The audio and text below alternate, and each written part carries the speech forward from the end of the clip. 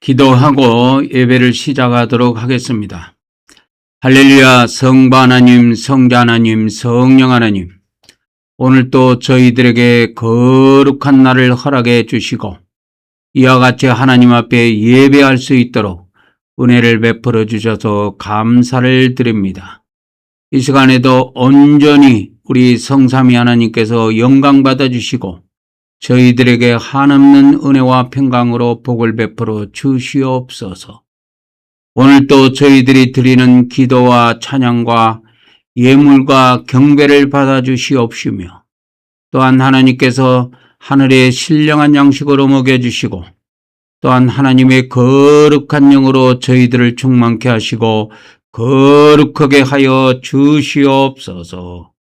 오늘 또 모든 시종을 성삼위 하나님께 의탁하오며 우리 주 예수 그리스도 이름 받들어 기도 올려옵나이다. 아멘, 아멘, 아멘.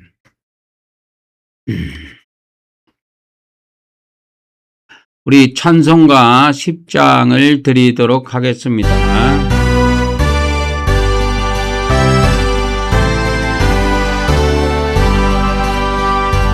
전능왕 오셔서 주의 이름 찬송케 하옵소서. 영광과 권능의 성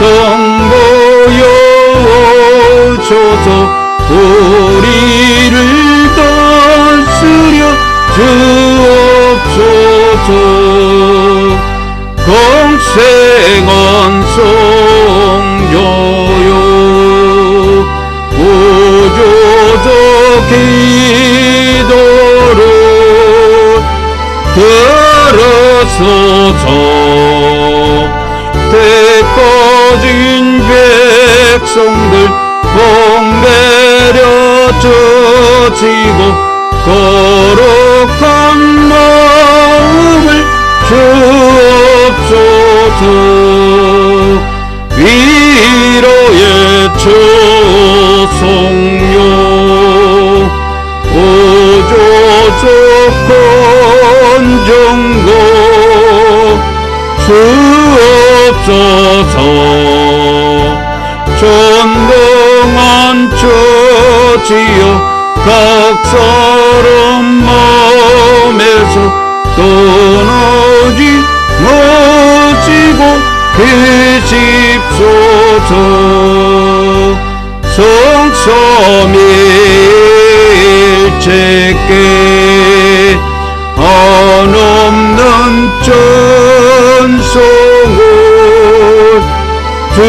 드립니다. 존귀한 주님을 영광 중 배우고 영원히 모시게 하옵소서.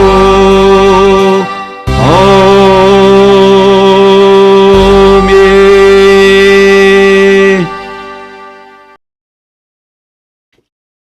오늘 또 우리가 믿음으로 또 하나님께 나아가도록 하겠습니다. 구약에는 이와 같이 하나님께 나아가는 방법이 이렇게 성전에 나아가서 성막에 나아가서 직접 하나님께 이렇게 제사를 드리곤 했습니다. 신약에는 이렇게 제사를 드리는 것이 아니고 예배를 드리죠. 예배를 한다, 예배를 드린다 라는 용어들을 우리가 사용하고 있는데 정확한 표현은 예배하다가 가장 정확합니다.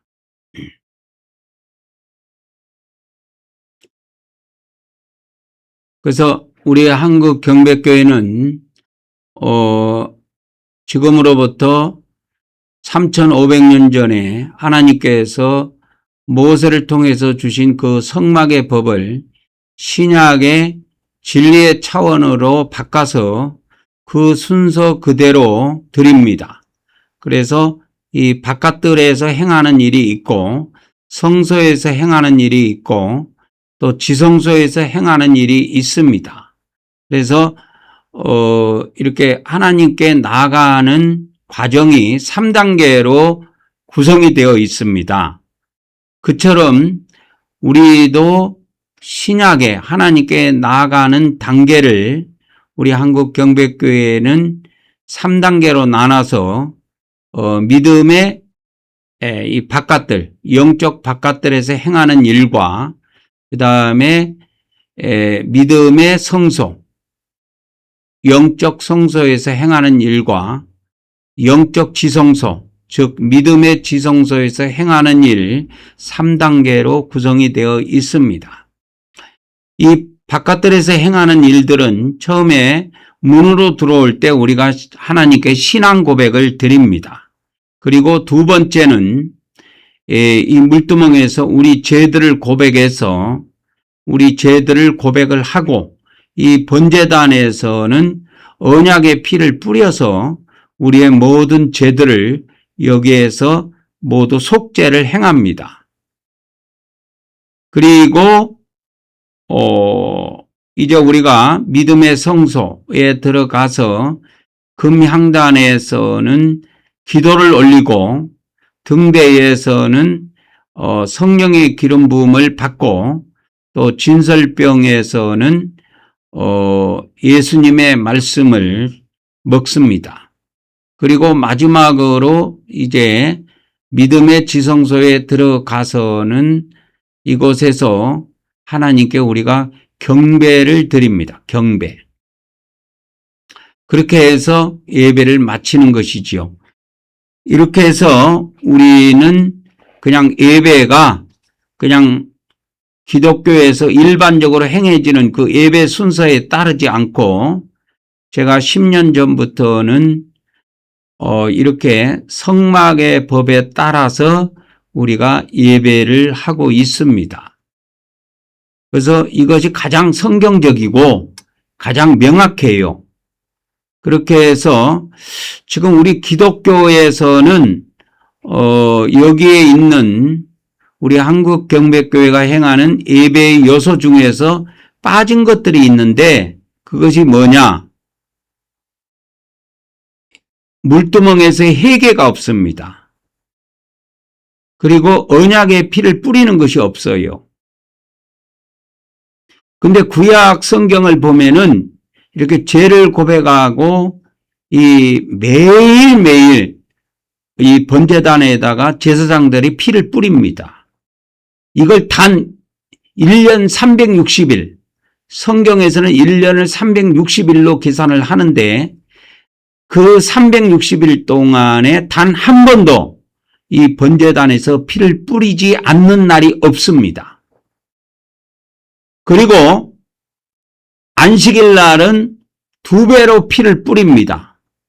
그리고 절기날에는 7배, 많게는 14배까지 피를 뿌립니다. 왜 그렇게 피를 뿌릴까요? 이 피를 뿌림으로 인해서 속죄를 받기 때문에 제사를 받기 때문에 이 하나님께서 모세를 통해서 이 제사법을 주셨을 때 이와 같이 피 뿌리는 것이 중요하다라는 것을 우리가 알 수가 있습니다. 그러나 이제 구약이 신약으로 넘어오면서 구체적인 예배, 신약 성경이 구체적으로 너희는 예배를 이렇게 하라라는 예배 순서도 없어요. 신약 성경에.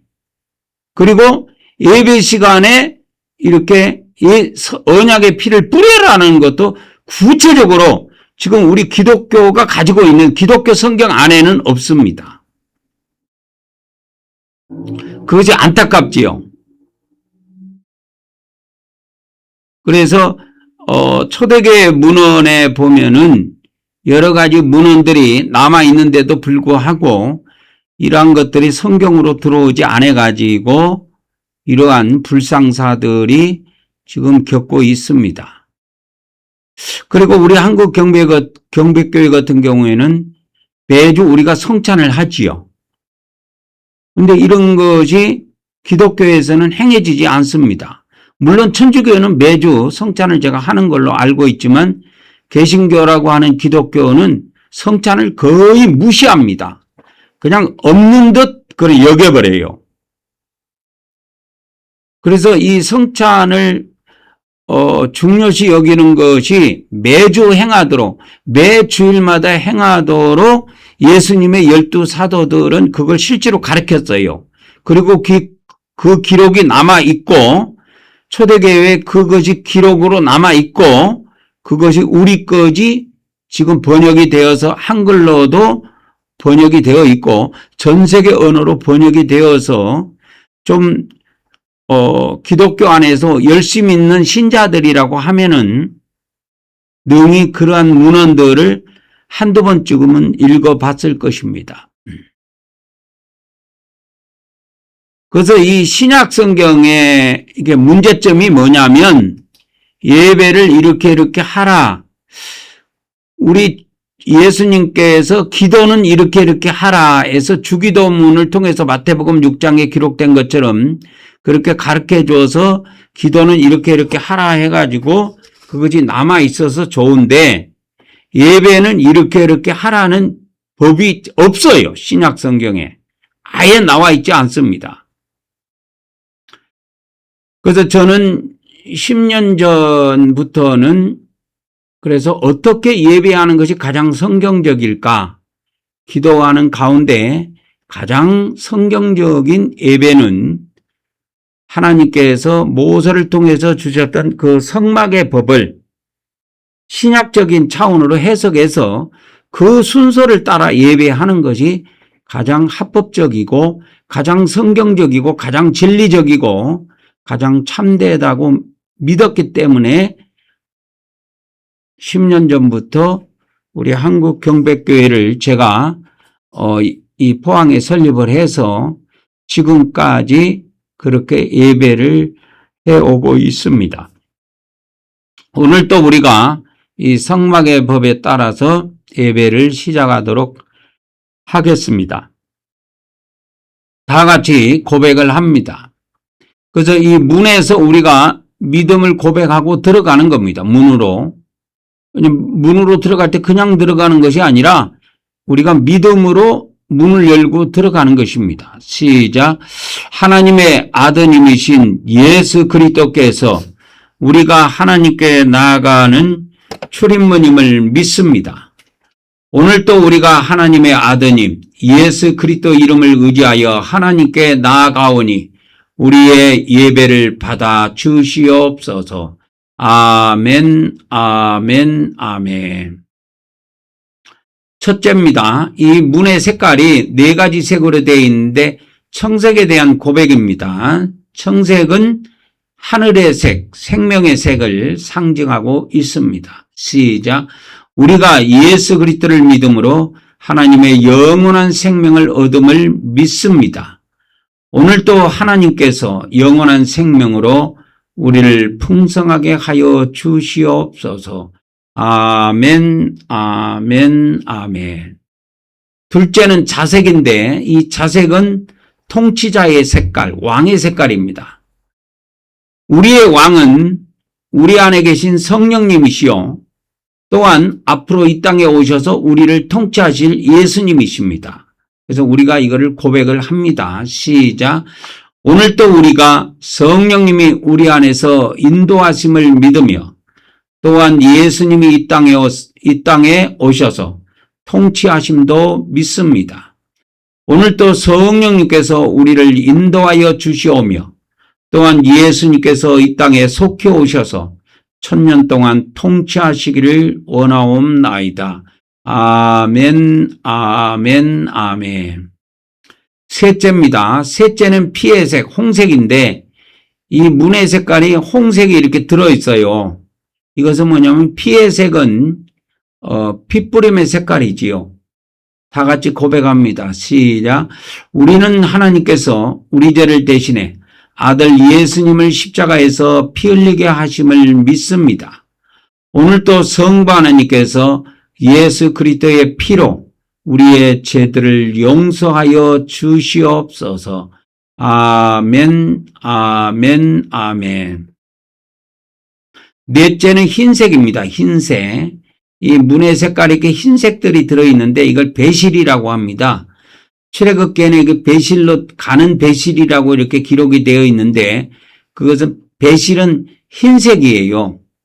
그래서 흰색은 거룩한 색깔, 깨끗한 색깔을 상징하지요. 다 같이 고백합니다. 시작. 우리는 성삼위 하나님께서 거룩하시고 의로운 분이심을 믿습니다. 오늘도 우리가 하나님의 거룩함을 통하여 거룩하게 되기를 원하옵나이다. 아멘, 아멘, 아멘. 현재 일반 교회에서 이렇게 신앙생활 하시는 분들은 이런 식으로 예배를 하지 않고 주보 순서에 따라서 묵도로 시작해서 축도로 끝나는 그 예배를 많이 드려보기 때문에 이렇게 예배하는 것이 생소할 것입니다. 그런데 생소할 뿐이지 이게 틀린 것이 아니에요. 그래서 저는 묵도로 옛날에 시작해서 축도로 끝나는 그 주보를 만들어 갖고 예배를 했던 적도 많이 있습니다. 제가 목사 되고 나서 처음에는 대부분 그렇게 예배를 드렸어요. 우리도. 그러나 제가 목사 경륜이 붙고 성경의 진리가 더욱더 현명하게 저에게 다가오고 많은 성경 연구와 기도를 통해서 이제 이 단계까지 이르게 되었습니다. 그래서 우리가 이 기독교에서 행하지 않는, 천주교에서도 행하지도 않고 개신교에서도 행하지 않는 이거를 행하는 것은 하나님의 법을 따르기 때문에 그런 것입니다. 그래서 하나님의 법을 따르면 구약의 성경에 보면 하나님 앞에 제사하기 전에 반드시 제사장들이 손발을 씻어요. 만일에 씻지 않고 제사를 드리면 어때느냐? 그 제사를 하나님이 연락하지 않습니다. 안 받아요. 그리고 그 제사장이 만일에 손발을 씻지 않고 이 성소를 들어간다. 그러면 천사가 그 제사장을 쳐서 죽여버립니다. 근데 이때까지 이 제사장 중에 손발을 씻지 않고 제사를 드리다가 죽었다는 것은 없어요. 성경에. 그 기록은 없고 다만 아론의 그 자식들 중에 이 번제단에다가 제사를 드릴 때 하나님이 하나님이 하늘에서 내려주지 않는 다른 불을 사용해서 제사를 드리다가 그렇게 죽임을 당한 아론의 자손들은 있습니다. 이처럼 구약 성경에 이렇게 제사장들이 죽는 것까지 기록되어 있는 것은 이 하나님 앞에 제사하는 것이 엄격한 법에 의해서 진행이 돼야 된다 하는 것을 우리에게 알려주고 있습니다. 그래서 교단별로 예배가 많이 다릅니다. 예전에 제가 성경을 한참 연구하고 이곳저곳 막 돌아다니고 할 때가 있었어요. 그때 어디를 내가 방문해 가지고 예배를 몇 번 드려봤냐면 지방교회라고 하는데 가서 예배를 한번 드린 적이 있어요. 한 몇 번 정도 드렸냐면 한 몇 차례 드렸습니다. 주일날 제가 그때는 신학을 그때 하고 있었는데 서울에서 신학을 하고 있었는데 주일날 이 지방교회라는 데가 도대체 어떤 교회냐, 신학을 하니까 여러 방면의 모든 서적들을 읽으면서 제가 그 지방교회라는 데를 들어가서 주일날 몇 번 참여해서 예배를 드려봤는데 거기는 그냥 뺑 둘러서 그냥 이렇게 자기들 말로 집회소라고 하는 데에다가 이렇게 아무것도 없어요. 뭐 강대상도 없고 아무것도 없어요. 의자도 가니까 없고 이렇게 접이식 의자가 있는데 그거를 한 사람씩 가져와 가지고 이렇게 삥 둘러서 앉더라고요. 삥 둘러서 앉아가지고 그냥 이렇게 찬양하고, 찬양할 때도 이게 찬송가 가사를, 찬송가도 이 기독교하고 좀 달라요. 기독교 안에 있는 찬송가도 들어있지만 그들이 이렇게 만들어 놓은 찬송가들이 많이 있더라고요. 그거를 가지고 몇 번씩 반복해서 그 찬송가 가사를 읽더라고요. 읽고 또 찬송도 하고, 그러다가 또 한 사람씩 일어나서 신언이라고 하면서, 뭐 신언이라고 하면은 말씀을 이렇게 대언한다는 의미인데, 말씀을 대언하는 그런 의미도 있지만 자기의 일주일 동안의 신앙 간증 비슷한 것을 한 사람씩 자유롭게 일어나서 이야기하고 그냥 이렇게 말하다가 그냥 끝나요. 그게 예배 다예요. 거기는 뭐 특별히 말씀을 특별히 전한 사람도 정해져 있지, 특별히 이제 전한 사람은 따로 있지만 예배 때는 그렇게 하더라고요. 그게 다입니다. 그들이 예배 전체 다예요. 일반 장로교에서 저도 신앙생활을 꽤 해봤고, 제가 장로교 목사로 안수를 받아서 주보를 만들어서 묵도로 시작해서 축도를 끝나는 그 예배도 많이 드려봤는데, 거기에는 이렇게 뭐 물두멍에서 회개하는 거, 이 물두멍은 회개하는 거예요. 회개하는 건데 회개하는 것이 일절 없었습니다. 제가 장로교 목사로서 사역을 할 때 단 한 번도 회개, 그 주본 안에 회개를 넣어갖고 해본 적이 단 한 번도 없어요. 그리고 지금 장로교, 뭐 순복음교, 감리교, 성결교, 침례교, 일반 정통교단이라고 하는 이런 교회도 마찬가지입니다. 거의 안 합니다. 하는 교회는 망교회, 청교회에 한 명 있을까? 망교회에 한 명 있을까 말까 할 겁니다. 그리고 특별히 우리 한국경배교회는 이 번제단에서 언약의 피, 예수님의 피를 뿌리는데요. 이거는 전 세계에서도 아마 거의 없을 겁니다. 회개하는 교회는 만교회, 많지는 않지만 만교회 한두 교회에는 있을 수가 있어요. 그런데 이 언약의 피를 뿌리는 교회는 아마 만교회가 아니라 10만 교회 한 교회에 있을까 말까? 그 정도로 드물 겁니다. 100만 교회 한 교회에 있을까 말까 할 정도로 드물어요. 근데 구약에는, 구약 성경을 여러분들이 그 내기를 중심으로 해서 민수기에도 나오고 신명기에도 나오지만 그 출애굽기부터 시작해서 모세 오경 중에 창세기를 빼놓고 출애굽기, 레위기, 민수기, 신명기를 읽어보면은 피 뿌리는 내용이 어마어마하게 나옵니다. 특히 레위기는 이 제사법이 기록이 돼 있어가지고 이렇게 평일날에도 어린 양을 잡아서 아침에 하나 어린 양의 피를 뿌리고요. 저녁에도 그렇게 합니다.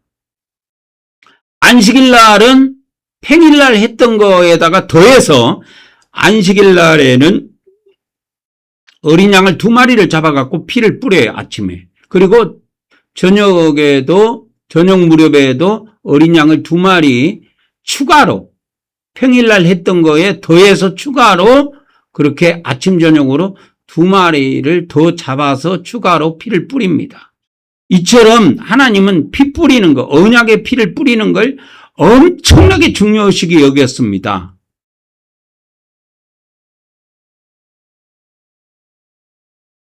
근데 이것이 이제 신약으로 넘어오면서 신약의 언약의 피인 예수님의 피를 뿌리는 것이 이 신약으로 넘어오면서 이거를 구체적으로 누가 복음으로 설명해 준 사람들이 별로 없어요.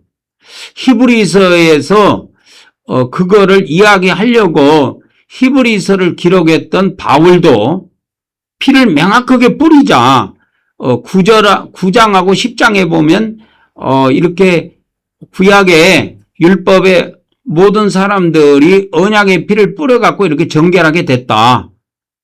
그런 것처럼 신약에도 우리가 그리스도의 피를 뿌려야 된다. 이런 것을 기록을 해놨는데도 그게 명확하게 전달이 안 되고 있습니다. 우리 기독교인들에게.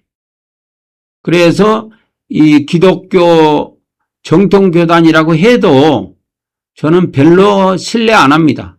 그건 우리끼리 정통교단이고 우리끼리 참단인 것이지 하나님 편에서 보면 이미 기독교, 이 개신교나 천주교는 이미 성경을 벗어난 지 오래됐어요.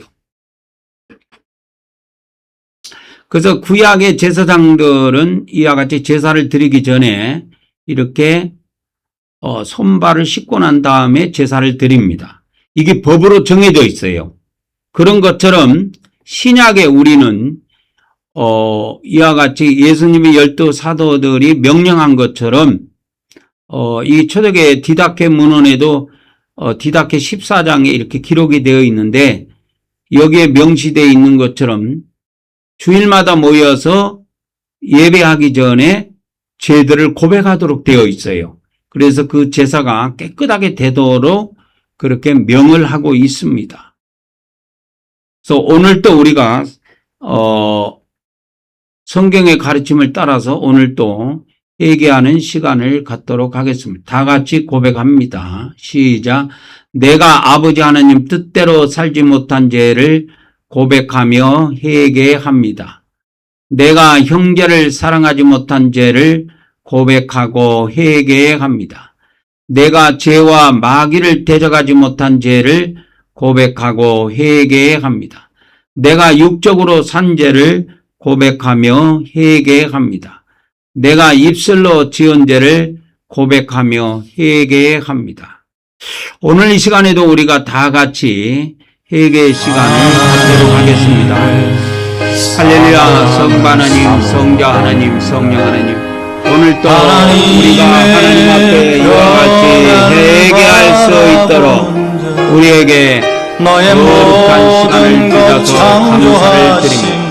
참으로 아버지 하나님 뜻대로 살지 못한 죄를 이 시간에도 이 모든 흠과 죄를 고백합니다. 성경 말씀대로 살지 못한 모든 흠과 죄악을 오늘 이 시간에도 고백합니다.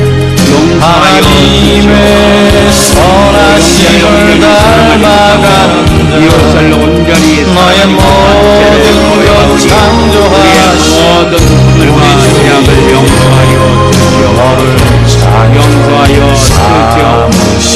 또 마귀를 온전히 대적하지 못하고 하나님 사랑의 문을 용서하여 너를 언제나 바라보시오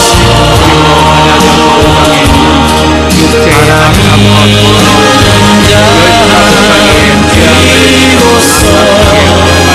언제나 너에게 기쁘신 어두움에 밝은 빛을 비춰주시고 너의 작은 신음에도 응답하시니 너는 어느 곳에 있든지 주를 향하고 주만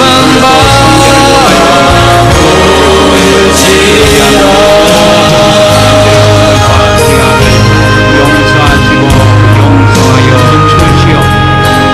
우리의 모든 놈들과 죄악을 용서하시고 용서하여 주시옵소서. 예수 그리스도 이름 받들어 기도하옵나이다. 아멘, 아멘, 아멘.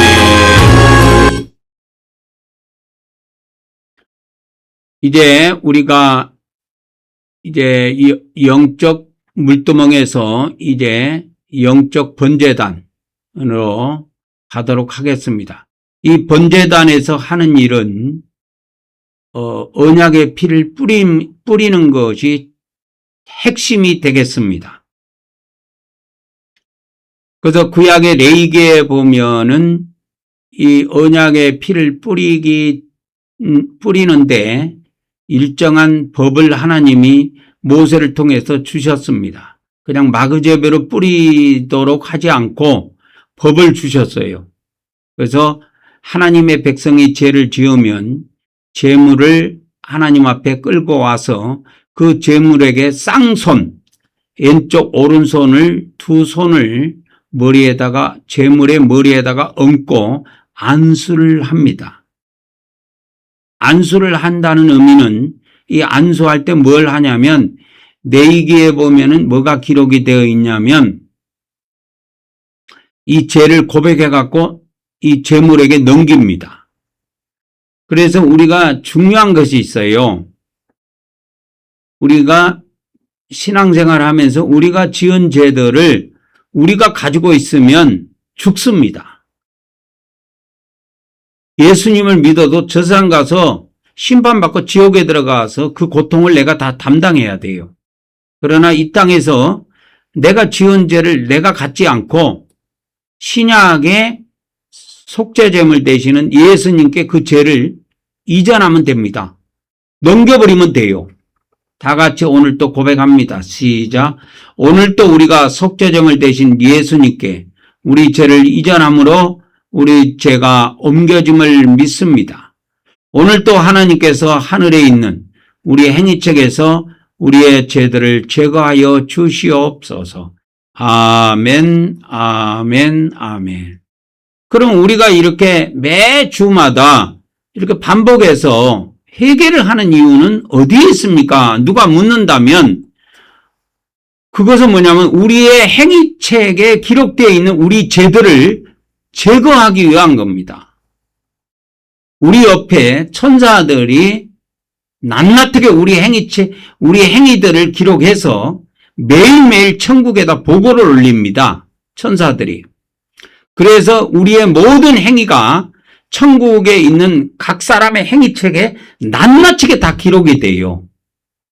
여기에는 뭐 선한 일을 행한 것도 기록이 될 것이고 악한 일을 행한 것도 기록이 될 것이고 죄를 지은 것도 기록이 될 것이고 다 기록이 됩니다. 나중에 선에 대해서는 하나님께서 마지막 날 선한 보상을 주겠지만 상급을 주겠지만 악에 대해서는 미리 죽자마자 미리 지옥에다가 집어넣어 가지고 그 죄를 갚도록 합니다. 이것이 성경에서 이야기한 지옥이에요. 근데 우리 기독교는 애석하게도 우리 개신교는 애석하게도 이 지옥을 오해해버렸습니다. 어느 정도로 오해했느냐. 지옥은 예수님 안 믿는 사람이 가고 천국은 예수님 믿는 사람이 가는 걸로 착각해버렸어요. 이렇게 복음을 변절시켜갖고 그렇게 전해버렸기 때문에 대부분의 기독교 목사들이나 기독교인들은 예수님 안 믿는 사람은 지옥 가고 예수님 믿는 사람은 천국 간다고 착각하고 있어요. 성경은 그렇게 기록되어 있지 않습니다. 예수님은 그렇게 말해본 적이 단 한 번도 없어요. 지옥은 예수님이 제자들에게만 이야기했어요. 천국도 제자들에게 이야기했고 지옥도 제자들에게 이야기했습니다. 이것이 산상수훈 마태복음 5장, 6장, 7장에도 기록되어 있는데 예수님이 그 12제자들을 모아놓고 이거를 이야기를 한 겁니다. 그래서 그것을 팔복산이라고 이름을 붙여놨는데 거기에서 예수님이 팔복산에서 말씀하신 것이 뭐냐? 천국도 말씀하셨고 지옥도 말씀하셨어요. 그래서 마태복음 5장, 6장, 7장에 지옥이 3번 나옵니다. 그래서 너희 눈이 범죄하면 눈알을 빼내라. 너희 손이 범죄하면 손을 잘라라. 너희 발이 범죄하면 너희의 발을 잘라라 했을 때 그 너가 누구냐? 바로 앞에 있는 제자들입니다.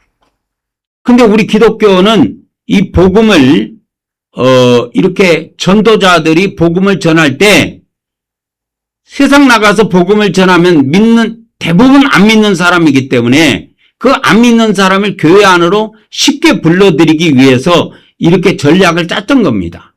예수님 믿으면 천국 가고 안 믿으면 지옥 간다 이렇게 전한 거예요. 이것이 와전돼 가지고 잘못 전해져 가지고 오늘날 이렇게 기독교가 엉뚱한 길을 가고 있습니다.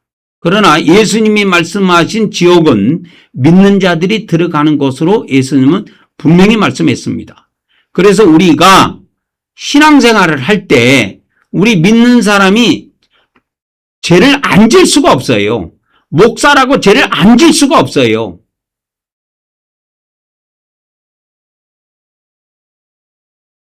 그래서 우리가 지은 죄들에 대해서 회개하고 그거를 용서해달라고 회개하면 하나님은 하늘에 있는 행위책에서 그 죄들을 지워줍니다. 그래서 우리 행위책에 그 기록이 안 남아있어요. 남아있지 않기 때문에 죄는 분명히 이 땅에서 지었는데 기록이 지워져 버린 거예요. 그래서 없어요.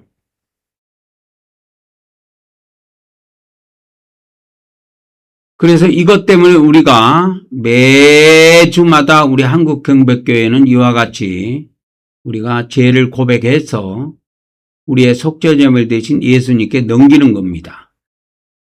저는 이거를 매일 해요.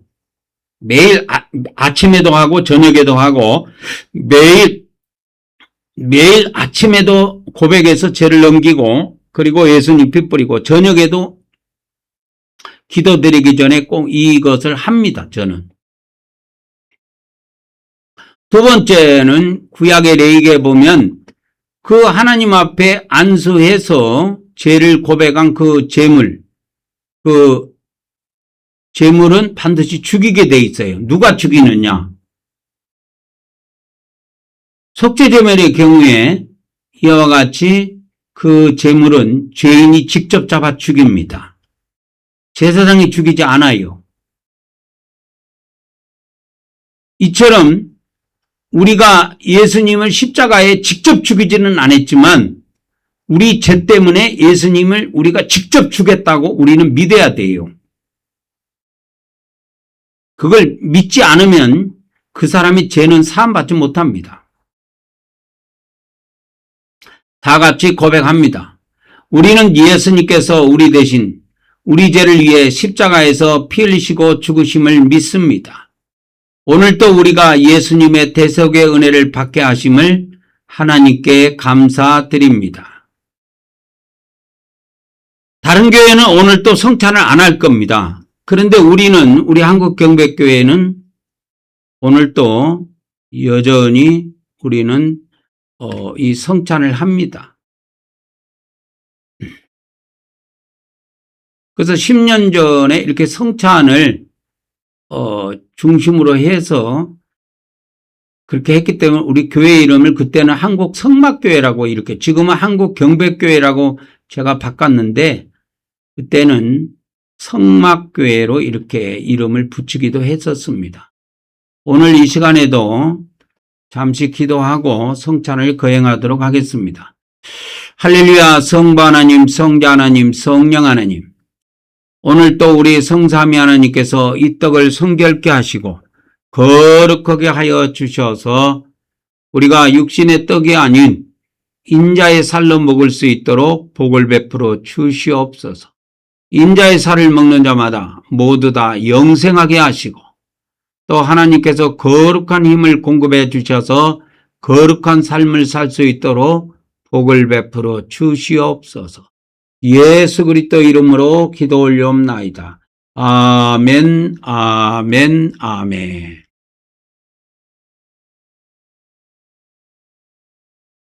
이제 영적 번제단의 3단계 핏뿌림의 단계로 들어가도록 하겠습니다. 다 같이 고백합니다. 오늘도 우리가 예수님의 핏뿌림을 통해 죄를 사함받음을 믿습니다. 오늘도 우리가 예수님의 피를 뿌림으로 제사함받게 하신 하나님께 감사를 드립니다. 아멘, 아멘, 아멘. 오늘도 예수 그리스도 피를 크게 외치며 건물 성전에 12번, 사람 성전에 12번, 내면 또 4등분으로 나눠서 총 24번을 연속으로 뿌리도록 하겠습니다. 시작. 예수 그리스도의 피, 예수 그리스도의 피, 예수 그리스도의 피, 예수 그리스도의 피, 예수 그리스도의 피, 예수 그리스도의 피, 예수 그리스도의 피, 예수 그리스도의 피, 예수 그리스도의 피, 예수 그리스도의 피, 예수 그리스도의 피, 예수 그리스도의 피, 예수 그리스도의 피, 예수 그리스도의 피, 예수 그리스도의 피, 예수 그리스도의 피, 예수 그리스도의 피, 예수 그리스도의 피, 예수 그리스도의 피, 예수 그리스도의 피, 예수 그리스도의 피, 예수 그리스도의 피, 예수 그리스도의 피, 예수 그리스도의 피. 아멘, 아멘, 아멘. 이 건물도 이제 예수님의 피가 뿌려져서 성전이 되었고, 우리의 몸도 예수님의 피가 뿌려져서 거룩하게 되어서 성전이 되었습니다.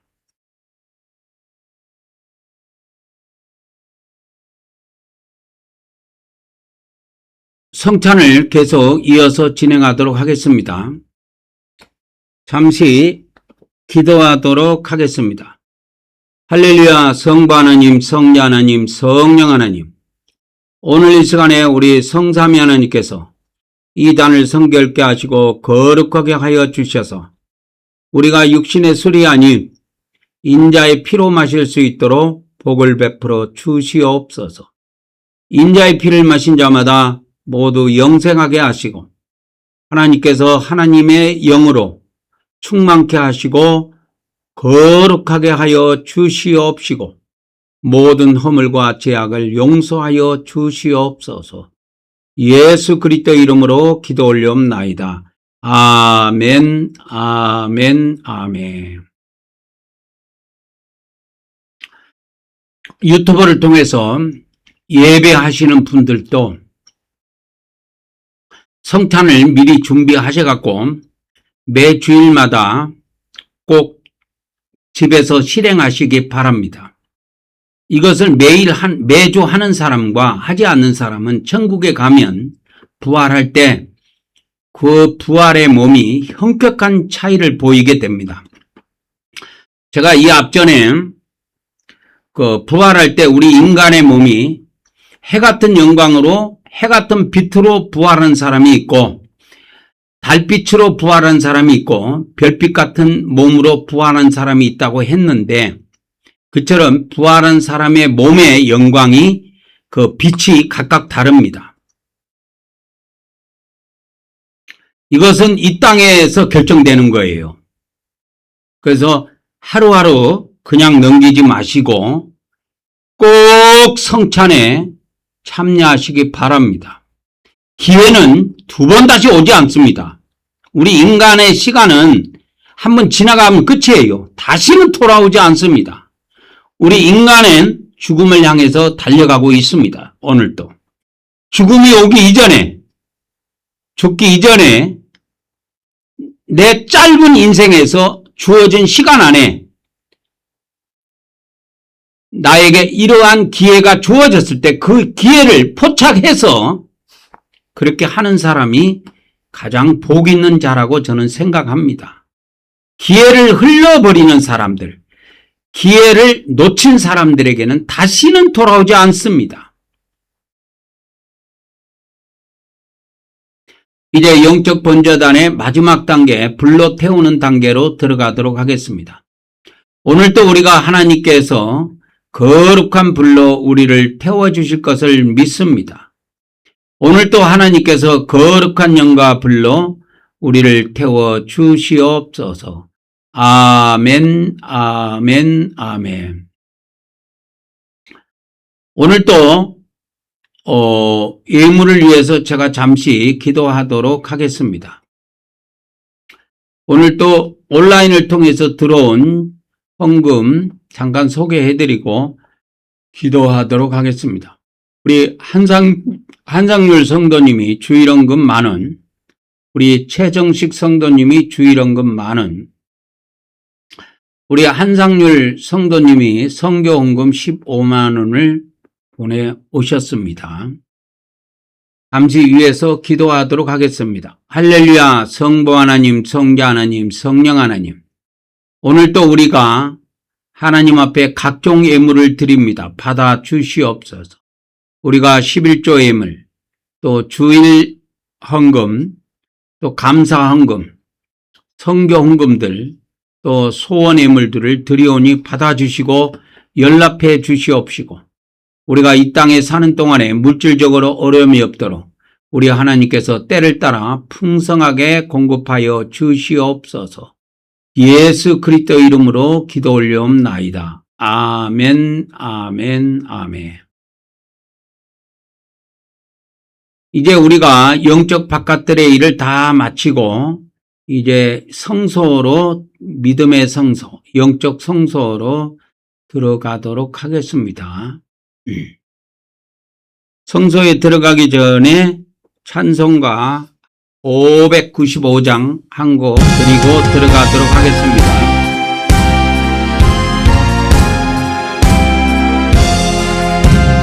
나 맡은 본부로 구주를 높이고 문 영원 구원 얻도록 잘 인도함이라. 어르신 받들어 내 형제 섬기며 구주의 뜻을 따라서 내 정성 다하리. 주 앞에 모든 일 잘 행케어지고 이후에 주님 배울 때 상 받게 하소서. 나 항상 깨어서 늘 기도드리며 내 믿음 변치 않도록 날 도와주소서.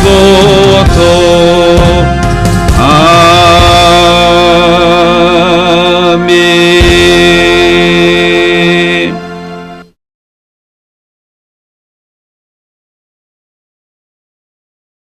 우리가 믿음의 성소에 들어가기 전에 우리 마음에다가 예수님의 피를 7번 뿌리고 거룩한 마음으로 들어가도록 하겠습니다. 다 같이 시작. 예수 그리스도의 피, 예수 그리스도의 피, 예수 그리스도의 피, 예수 그리스도의 피, 예수 그리스도의 피, 예수 그리스도의 피, 예수 그리스도의 피. 아멘, 아멘, 아멘. 이제 우리 마음에도 예수님의 피가 뿌려져서 우리가 거룩한 마음으로 우리가 성소에 들어가서 먼저 거룩한 마음으로 기도를 올리도록 하겠습니다. 다 같이 고백합니다. 시작. 우리는 하나님께서 우리의 기도의 향을 받아주심을 믿습니다. 오늘도 하나님께서 우리의 기도의 향을 받아주시옵소서. 아멘, 아멘, 아멘. 오늘도 우리가 이 마지막 시대에 예수님의 왕국복음이 온 세계에 속히 전파될 수 있도록 다 같이 합심해서 기도하는 시간을 갖도록 하겠습니다. 함께 기도합니다. 할렐루야. 성부 하나님, 성자 하나님, 성령 하나님, 이제 마지막 시대가 도래했습니다. 성부 하나님, 성자 하나님, 성령 하나님, 2000년 전에 예수님께서 증언하신 왕국복음이 땅끝까지 온전히 전파될 수 있도록 우리 하나님 도와주시고 역사하여 주시옵소서. 그래서 이 왕국복음이 땅끝 안에 땅끝까지 다 증언이 됩니다. 예수님께서 하나님의 선하심을 닮아가며 오셔서 너의 모든 것 창조하신 우리 주 너를 참으로 예수님의 왕국복음이 땅끝까지 속히 전파될 수 있도록 하나님 죄와 인과 진찰과 역사를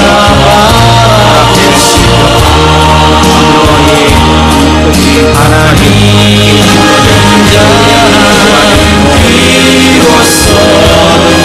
언제나 너에게 기울이신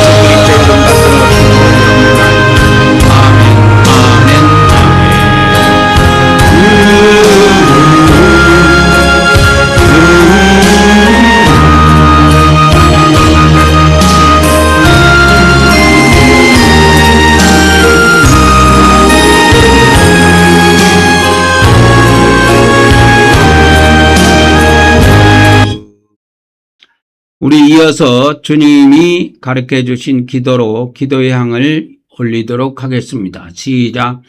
하늘에 계신 우리 아버지여, 이름이 거룩히 여김을 받으시오며 나라가 임하옵시며 뜻이 하늘에서 이루어진 것 같이 땅에서도 이루어지이라.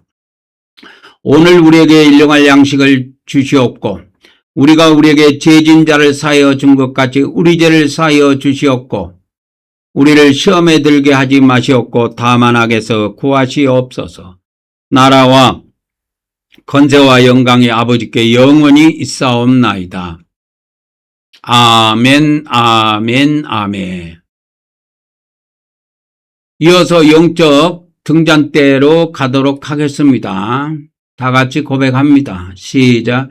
우리는 성령 하나님께서 영적 기름을 부어주심을 믿습니다. 오늘도 성령 하나님께서 우리에게서 어둠의 세력을 물리쳐 주시고 빛으로 채워 주시옵소서. 아멘, 아멘, 아멘. 이제 영적 떡상, 믿음의 떡상에 왔습니다. 다 같이 고백합니다. 시작. 우리는 사람이 떡으로만 사는 것이 아니라 하나님의 말씀을 먹어야 함을 믿습니다. 오늘도 하나님께서 하나님의 종을 통하여 하나님의 말씀을 우리에게 먹여 주시옵소서. 아멘, 아멘, 아멘. 오늘도 말씀을 전해드리도록 하겠습니다. 오늘도 역시 주제 말씀은 마태복음 24장 14절입니다. 이 천국복음이 모든 민족에게 증언되기 위하여 온 세상에 전파되리니 그제야 끝이 오리라고 했습니다. 킹제임스 성경을 보도록 하겠습니다. 이 왕국복음이 모든 민족에게 증거되기 위하여 온 세상에 전파되리니 그런 후에야 끝이 오리라. 그래서 여기에 보면 왕국복음이 이렇게 나와 있습니다. 우리 기독교 성경에는 이게 천국복음으로 번역이 되어 있고 헬라어 성경, 그러니까 원어 성경에는 이게 왕국복음으로 되어 있습니다. 왕국복음. 원어 성경에는 바실레이아 뉴 앙겔리온 이렇게 되어 있어요. 이게 하늘천이 들어가려면 우라노스가 있어야 되는데 없어요. 우라노스가. 그래서 이 왕국복음이 이 마지막 때에 모든 민족에게 이렇게 전파가 돼서 모든 민족에게 증언이 되고 온 세상에 전파가 된 후에야 끝이 옵니다. 이 끝은 환란을 이야기하는 거예요. 환란을 이야기합니다. 그래서 우리가 살고 있는 이 시대가 종말 시대인데 이 종말 시대 때 반드시 환란 시대가 옵니다. 이게 이 종말이라고 하는 거, 끝이라고 하는 이제 끝에 우리가 이렇게 살고 있는데, 그래서 이 왕국복음이 온 세계에 증언되면 끝이 온다고 했는데 그 끝은 뭐냐면 환란 시대를 이야기해요. 환란 시대와 짐승 시대를 이야기합니다. 그래서 우리 인간은 이 지구상에 지금 살고 있지만 우리 인간은 반드시 이 환란 시대와 짐승 시대를 걸치게 되어 있습니다. 이 짐승 시대는 요한계시록에 한때 두때 반때 해갖고 3년 반으로 기간이 한정되어 있어요. 그러니까 한때 두때 반때 이거를 시간으로 만일에 누가 해석을 한다면 때를 타임으로 계산을 해가지고 한다면 3시간 반이에요. 이게 한때 두때 반때를 하루로 잡는다면 때를 하루로 잡는다면 3일 반이 되겠지요. 그리고 그걸 때를 연으로 한때 두때 반때 그 때를 연으로 잡는다면 3년 반이 됩니다. 그거를 이제 연으로 따졌느냐 시간으로 따졌느냐 날짜로 따졌느냐 이렇게 했을 때 어떤 것이 가장 성경적으로 합당하냐 했을 때 종합적으로 봤을 때 그것이 연으로 해석한 것이 가장 정확하다라고 하는 것이지요. 그래서 요한계시록에 보면 한때 두때 이런 말들이 요한계시록에 실제로 나옵니다. 성경에. 그래서 한때, 두때, 반때 이게 나와요.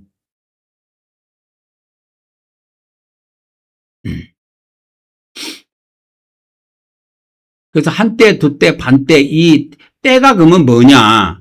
이걸 시간으로 하면은 3시간 반이에요. 일로 이 때를 갖다가 날짜로 계산하면은 3일 반이고 이게 연으로 계산하면 3년 반이고 하는데 가장 그 3가지 해석 중에서 가장 성경에 부합한 해석이 뭐냐 했을 때 그게 3년 반이라고 하는 것입니다. 그래서 이 짐승시대, 이 요한계시록에 보면 짐승시대가 3년 반으로 잡혀 있는데 요한계시록 13장에는 이거를 뭐라고 해놨냐면은 요한계시록 그 한때 두때 반때를 요한계시록 13장에서는 42달이라고 해놨어요.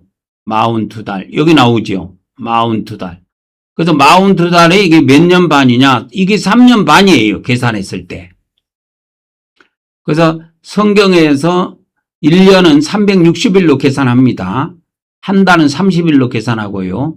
그렇게 계산하면 42달이 1260일로 정확하게 나옵니다.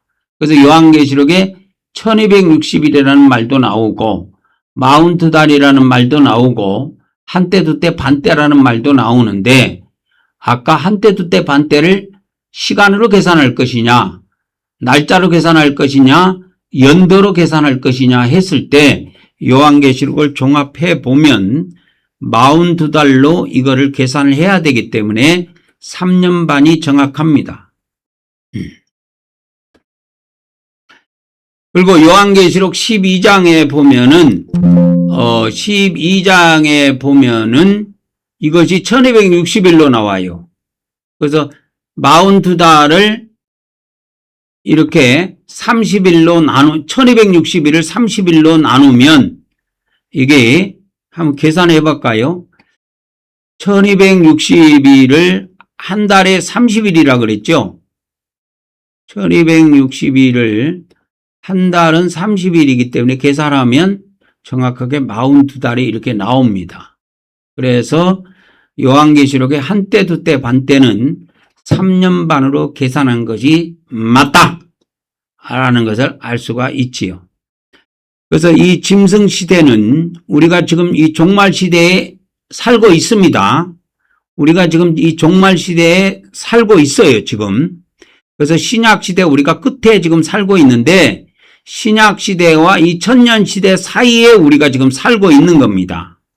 그래서 신약시대 예수님 시대로부터 우리가 지금 세월이 어느 정도 흘렀느냐? 2000년이 흘렀습니다. 무려 2000년이 흘렀어요. 그래서 예수님이 이 땅에 왔다 가신 지가 2000년이 되었습니다. 2000년이 되었어요. 그래서 예수님이 이 땅에 오셨을 때가 지금 2000년이 넘었습니다. 그래서 예수님 시대에 예수님께서 성경에 기록된 대로 왕국복음을 선포하셨습니다. 왕국복음을 선포하신 사람이 2분이 계세요. 2분이 그거를 두 증인이라고 제가 붙여놨는데 이거를 우리 기독교에서는 이렇게 잘 해석을 안 하는데 이 마지막 때 종말 시대에는 반드시 두 증인 시대가 오기 때문에 두 증인이 출현하기 때문에 이 예수님 시대에 이 성경에 기록되어 있는 이 사복음서를 해석할 때도 반드시 두 증인을 잡아줘야 돼요.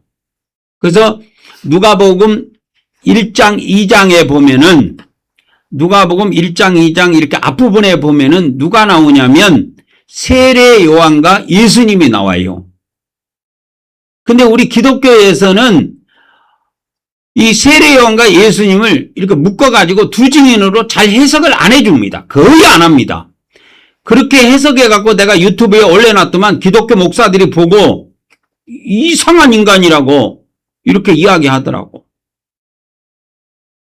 그렇게 해석하는 경우는 왜 그렇게 해석해야 되냐면 요한계시록에 보면은 이 두 증인이 등장을 합니다. 요한계시록에 두 증인이 이렇게 나와요.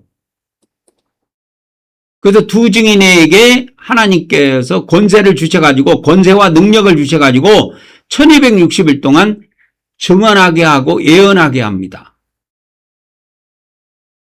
이게 마지막이에요. 그래서 이 왕국복음이 이 마지막 때 선포가 되는데 이 왕국복음이 언제까지 선포가 되냐? 끝이 이 환란 시대까지 끝납니다. 짐승 시대에는 왕국복음 선포 자체가 없어요. 짐승 시대에는 왜? 그때는 외계인 시대로 들어가기 때문에 짐승 시대로 들어가기 때문에 이렇게 모든 것을 짐승이 전 세계를 장악해서 통치하고 이렇게 운행을 하기 때문에 이때는 복음을 증언할 수가 없습니다. 그래서 이 종말 시대에 왕국 복음이 재선포된다 할지라도 그 재선포되는 끝은 어디냐? 환란 시대가 끝입니다. 그래서 그 환란 시대 이전에 AI 시대라고 제가 이렇게 이름을 붙여놨는데 지금 우리가 살고 있는 이 시대가 AI 시대입니다. AI 시대는 들어간 지 몇 년 됐습니까? 3년밖에 안 됐습니다. 근데 2026년 올해가 AI 시대의 원년이라고 봐도 돼요. 원년이라고 봐도 됩니다. 그래서 이제 이 AI 시대에 접어들었기 때문에 지금 삼성전자 때문에 우리나라 사람들이 삼성전자 그 노조의 그 뭡니까? 노조가 파업을 한다고 하지요. 얼마 있으면. 그래서 파업을 할 건가 말 건가 이렇게 국민들이 많은 관심을 갖고 있고 하는데 이 삼성전자도 앞으로는 이 AI 시대에 우리가 지금 살고 있기 때문에 이 AI 시대에 들어오면 삼성전자 같은 대기업에서도 사람을 뽑지 않아요. 그걸 알아야 됩니다. 그래서 삼성전자에서 이미 선포를 했지요. 노조가 파업을 선언하기 이전에 삼성전자에서 먼저 선포를 했어요. 3월 달인가. 제가 그때 기사를 봤는데 3개월 전에 2개월인가 3개월 전에 뭐라고 그 기사가 났냐면 2030년까지 우리나라에 있는 삼성전자 기업이든 다른 나라에 있는 삼성전자 기업이든 모두 AI로 대체하겠다. AI 로봇으로 대체하겠다고 이미 선포를 했습니다. 2030년 해봐야 여러분 4년밖에 안 남았어요. 4년 안에 이제 인간은 필요 없고 AI 로봇이 일하는 시대가 본격적으로 도래한다 이렇게 보면 됩니다. 우리 인간들이 이제 머뭇기를 수 있는 시간이 없어요. 자동차 회사도 마찬가지입니다. 현대 자동차 회사도 앞으로 몇 년 아니면은 그 공장에서 일하는 사람이 없어요. 공장 안에 로봇으로 100% 대체가 됩니다. 그렇다고 해서 사람은 일을 안 하느냐? 물론 사람도 근무를 해요. 근무를 하지만 소수의 인력들만 남게 되고 주로 로봇을 관리하는 사람, 로봇을 운영하는 데 필요하는 사람, 로봇가 문제됐을 때 수리하는 사람들, 그 다음에 로봇을 관리하고 배치하는 사람들, 이런 사람들이 필요한 것이고, 한 것이지, 이제 일은 사람이 하지 않습니다. 이 AI 시대에는 사람이 하지 않고 로봇으로 대체가 됩니다. 앞으로 가정일도 마찬가지예요. 가정의 일도, 이렇게 뭐 설거지나 청소나 뭐 또 뭡니까? 빨래 같은 거, 밥 짓는 거, 그 다음에 물건을 뭐 어디에다가 배치하고 올리고 내리는 이러한 모든 힘든 일들은 가정 로봇. 그러니까 반려자 로봇이라고 할 수가 있지요. 지금 반려견을 키우고 하는데 앞으로는 강아지나 고양이를 안 키우고 반려견을 안 키우고 이 AI 로봇, 이 반려 로봇을 한 대씩 들여놓게 됩니다.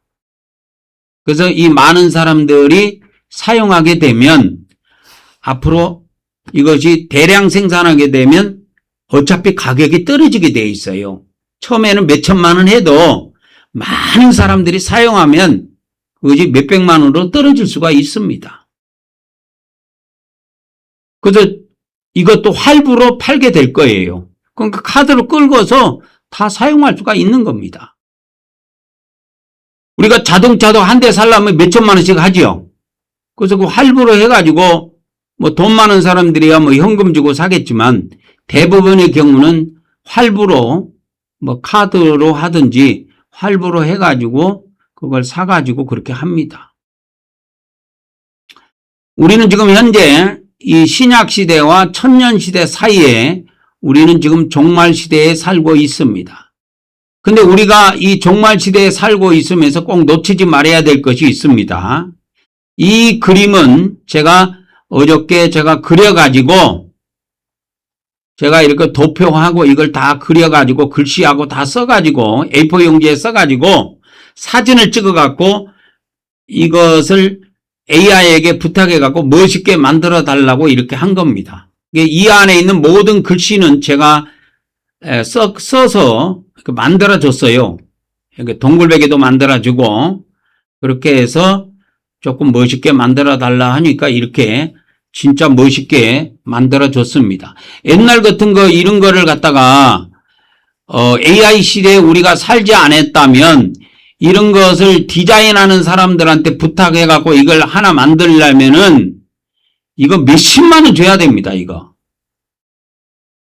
디자인하는 사람들, 컴퓨터 디자인하는 사람들한테 이거 한 장 만들어 달라고 하면 몇십만 원 정도 줘야 이걸 만들 수가 있어요. 근데 지금은 그렇게 돈 들이지 않고 제가 구글 AI를 사용하고 있는데 한 달에 한 3만 원 정도인가 제가 회원으로 가입해서 그렇게 매달 정액제로 제가 결제를 하고 있습니다. 그렇게 언제든지 사용하고 싶으면 이렇게 사용할 수가 있어요. 그래서 지금 우리가 AI 시대에 살고 있기 때문에 앞으로 삼성전자가 아무리 많은 돈을 벌고 회사가 확장돼도 사람은 필요 없다는 걸 알아야 됩니다, 여러분. 그래서 이미 삼성전자에서도 선포를 했습니다. 전 세계에 있는 삼성전자 모든 회사에 일하는 사람들을 AI로 대체하겠다. 이미 선포했습니다. 올해 선포했습니다. 올해. 그래서 앞으로 4년 안에 AI 로봇이 만들어지면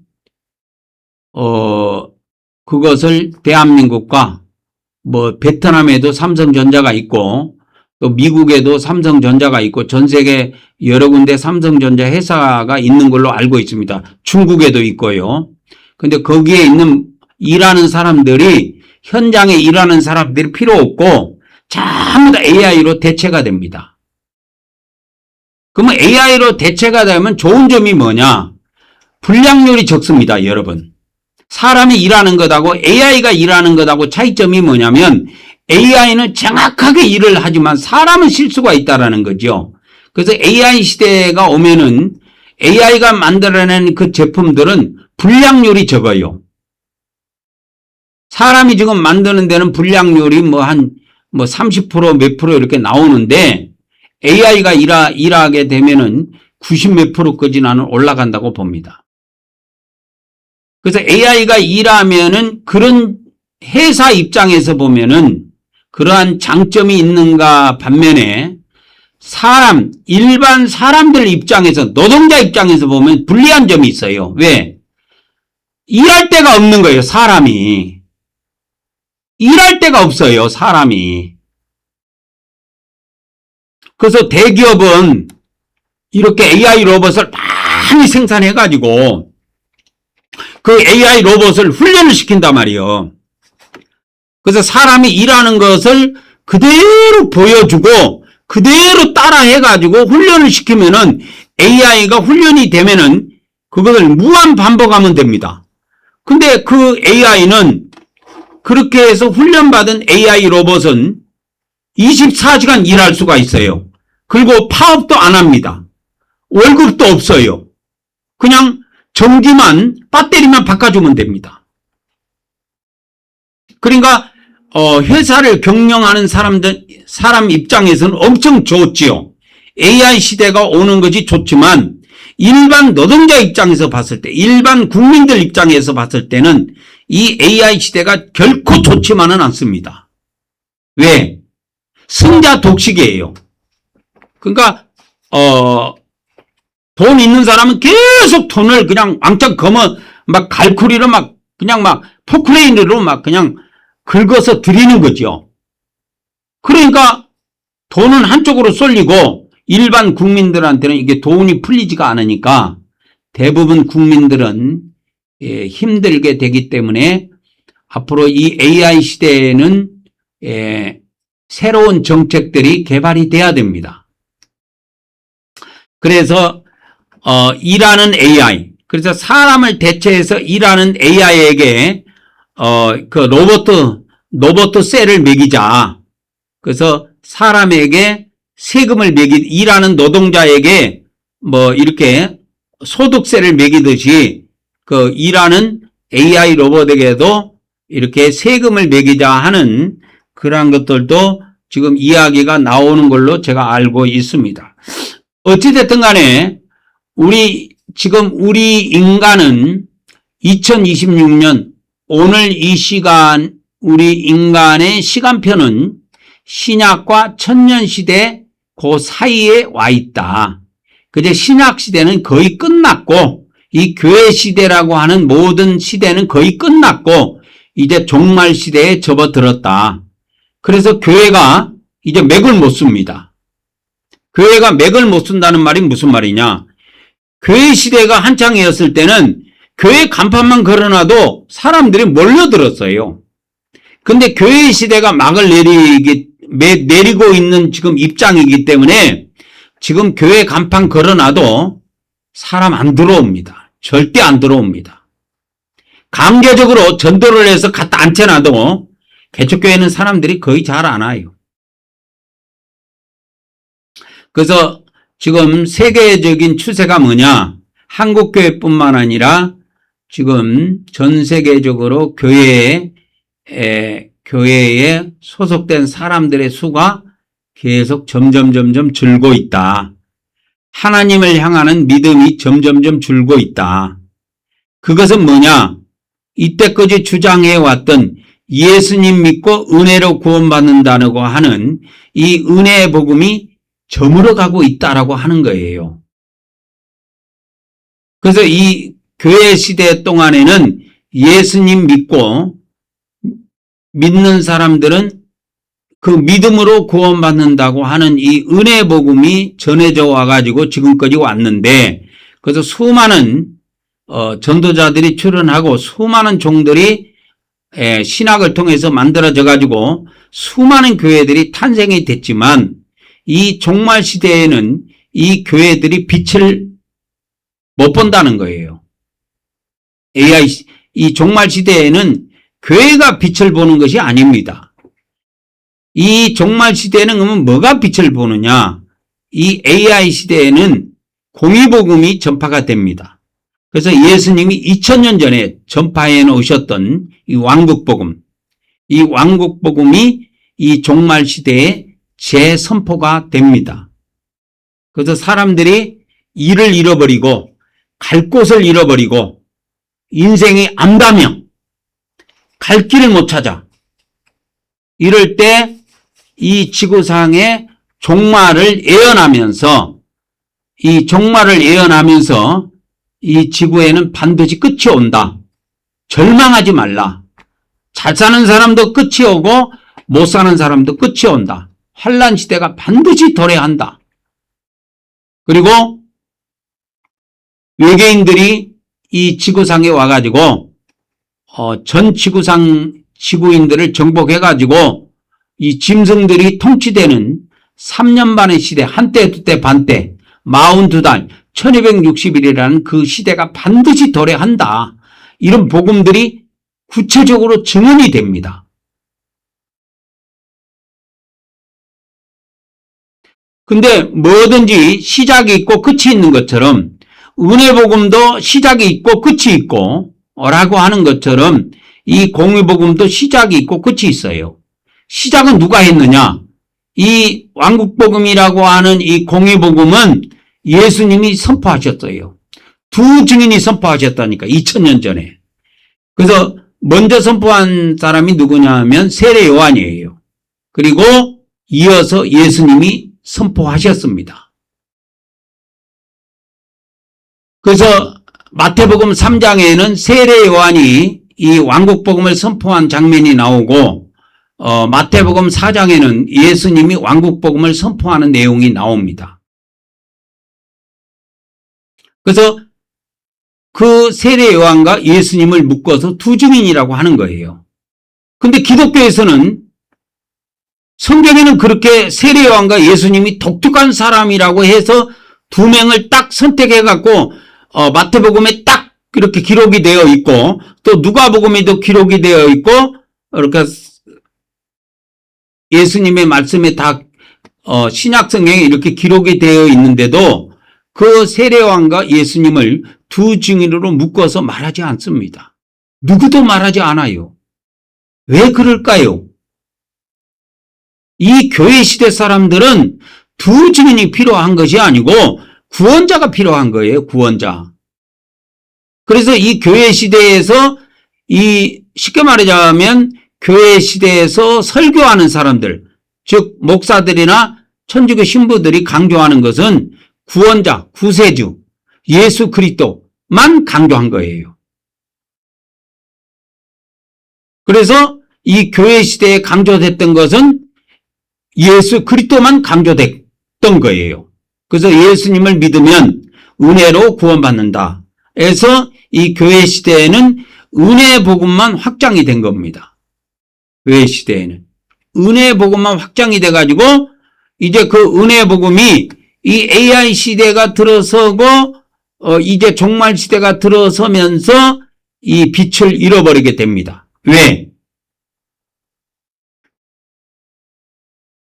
하나님이 없어도 이 AI로 가지고 인간의 과학으로 가지고 어마어마한 힘을 발휘하고 살 수가 있거든. 이 AI가 우리 인체를 연구해 가지고요. 올해부터 시작해 가지고 올해부터 AI가 인체 연구를 시작해 갖고 들어가 가지고 앞으로 6년 뒤에면 우리 인간이 120세까지 살 수 있는 비밀을 캐낸다는 거예요. 캐낸다고 하는 것입니다. 그래서 그건 조금 늦어질 수도 있고 하지만 늦어져 봐야 몇 년입니다. 그러니까 어찌됐든 간에 이 AI 시대의 AI의 지능과 지혜로 우리 인간이 120세까지 살 수 있는 비밀을 캐낸다고 하는 것이에요. 그래서 우리 인간의 과학의 힘으로 AI의 힘으로 앞으로 120세도 도래하고 그 다음에 이것을 더 두게 되면 120세를 2배로 튀기면 240년이 됩니다. 240년을 2배로 튀기면 480년이 돼요. 480년을 2배로 튀기면 960년이 됩니다. 그러면 1000년을 살 수 있는 시대가 와요. 이 AI 시대를 하나님이 방치해 두고 계속 놔두면 인간 스스로의 힘으로 과학의 힘으로 AI의 힘을 빌려서 1000년 시대를 열어버린다니까요. 그렇기 때문에 하나님께서는 이 AI 시대를 절대 끝까지 방치해 두지 아니하시고 적당한 선에서 하나님께서 이 지구상에 처처의 기근과 지진과 전염병과 전쟁을 일으켜서 이 환란을 일으키는 겁니다. 그래서 AI 시대를 종식시키는 거예요.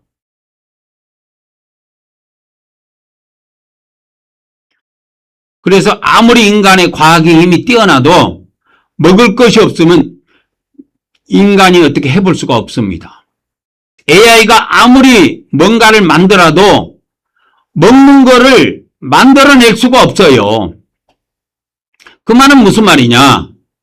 먹는 것은 예를 들어서 밀이 있어야 빵을 만들지, 밀이라는 것은 생산을 해야 되는 거예요. 땅에서. 근데 그 땅에서 생산되는 그 원천을 하나님께서 가뭄을 보내가지고 이 땅에 기근이 오도록 하신다면은 AI가 아무리 많은들 농사를 아무리 많이 지려고 해도 비가 안 오면 어떻게 해볼 수가 없는 거예요. 그래서 과학적으로 물을 끌어당겨다가 물을 뿌려서 또 이렇게 할 수도 있지만 어찌됐든 간에 인간이 아무리 과학으로 발버둥치고 노력해도 한계라는 것이 있다. 한계라는 것이 있다라는 걸 아셔야 됩니다. 그래서 이 AI 시대에는 끝까지 가지 못하고 하나님에 의해서 인간의 이 과학 세계는 좌절이 됩니다. AI 시대는 끝까지 못 갑니다, 여러분. 좌절이 되고 어떤 시대가 도래하느냐? 예수님이 예언해 놓으신 대로 또 신약 성경에 기록해 놓은 대로 환란 시대로 들어갑니다. 그래서 제가 이렇게 이 종말 시대를 딱 세 개로 이렇게 표현을 해 놨는데 이 종말 시대는 세 시대로 구성이 되어 있다. AI 시대와 환란 시대와 짐승 시대로 구분이 되어 있다. 짐승 시대는 몇 년 가느냐? 한때, 두때, 반때, 3년 반 간다. 42달 간다. 날짜로는 1260일 간다. 요한계시록 그대로 그렇게 보면 됩니다. 그래서 이 짐승 시대는 3년 반 간다면 이 환란 시대는 몇 년 가게 될까라는 게 궁금하지요. 이 환란 시대도 우리가 정확하게 성경을 통해서 정확하게 이 날짜를 잡아낼 수는 없지만 환란 시대도 한 몇 년 정도는 진행이 될 것으로 이렇게 계산하면 그렇게 나옵니다. 그래서 이 환란 시대도 한 몇 년 정도, 그래서 전 지구적으로 처처의 기근이 오고 지진이 오고 전염병이 돌고 또 곳곳에서 전쟁이 터지고 해가지고 이렇게 인간이 쑥대밭되는, 이 지구가 완전히 쑥대밭되는, 그래서 이 3차 세계대전까지 가는 그 시간까지를 우리가 환란 시대로 본다면 이 3차 세계대전이 요한계시록에 6번째 나팔이 울리게 되면 3차 세계대전이 터지게 되는데요. 그때까지를 우리가 환란 시대로 보면 됩니다. 그래서 환란 시대도 한 몇 년 진행돼요. 근데 환란 시대와 이 짐승 시대는 어느 정도 우리가 시간을 잡아볼 수 있지만 이 AI 시대는 딱 잡아낼 수가 없어요. 그래서 이거는 시대 상황에 맞춰서 하나님이 이제 이 지구를 이끌어 가실 것인데 이 AI 시대가 어느 정도까지 가게 될 것이냐, 몇 년까지 가게 될 것이냐 라고 하는 것은 아직도 조금 베일에 쌓여 있습니다. 어찌됐든 간에 이게 많이 가봐야 이렇게 많은 시간은 가지 못할 것이다 라고 하는 것입니다. 어찌됐든 간에 우리는 지금 신약 시대라고 하는 이 교회 시대 끝에 살고 있습니다. 교회 시대 끝에 살고 있어요. 그래서 우리는 천년 시대를 앞두고 있는, 천년왕국을 앞두고 있는 이 종말 시대에 살고 있는데 이 종말 시대에 뭐가 기독교적으로 가장 획기적인 변화가 오느냐? 복음의 전환입니다. 복음의 전환이에요. 이 교회 시대는 은혜 복음 중심으로 예수님을 믿으면 구원받는다는 중심으로 복음이 전해졌다면 이 종말 시대의 복음은 다릅니다. 성격이. 은혜 복음이 증언되는 것이 아니고 공의복음이 확장돼요. 그러니까 2000년 동안 은혜 복음이 확장돼서 교회가 탄생되었다면 이제 이 종말 시대는 짧고 굵지만 이 천년왕국에 들어갈 왕들과 백성들을 만들어내는 복음이기 때문에 이 왕국 복음은 천년왕국에 들어가는 왕들과 백성들을 만들어내는 복음이기 때문에 이 복음의 성격이 좀 강합니다. 그래서 은혜로 구원받는 것이 아니고 공의로 구원받는, 그러니까 믿음으로 구원받는 것이 아니고 행위로 구원받는다고 하는 이 복음이, 공의 복음이 이 종말 시대에 굵고 짧게 증언이 됩니다. 이게 몇십 년이 증언될지는 모르겠지만 이것이 전 지구상으로 앞으로 환란 시대가 오기 이전까지, 환란 시대까지를 포함해서 이 공의 복음이 확장이 됩니다. 근데 이제 짐승 시대가 되면은 더 이상의 복음 증언은 없어요. 왜? 짐승 시대에는 이 외계인이라고 하는 짐승들이 모든 지구인들을 장악해서 정복해서 통치하기 때문에 이때는 짐승의 뜻에 의해서만 이 지구인들이 통치를 받습니다.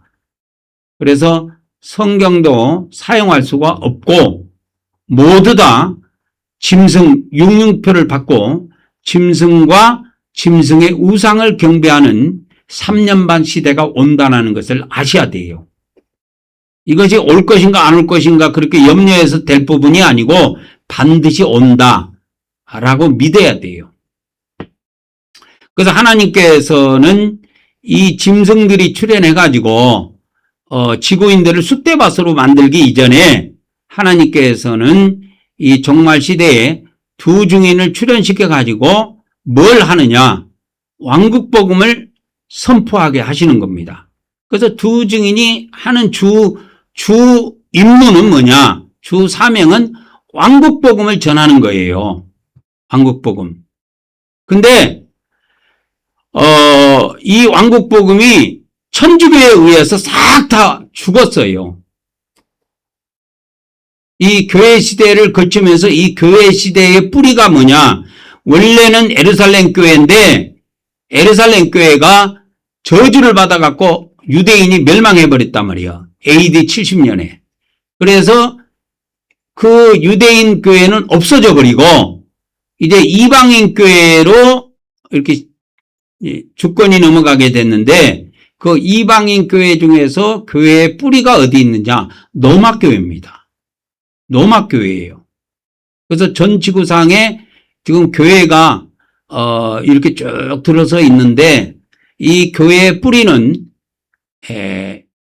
로마교회입니다. 노마교회. 그래서 노마교회가 있는데 노마교회가 동방교회가 있고 서방교회가 있는데 이 서방교회는 오늘날 천주교로 확장이 됐고 동방교회는 동방정교로 이렇게 세력이 확장되어 있습니다.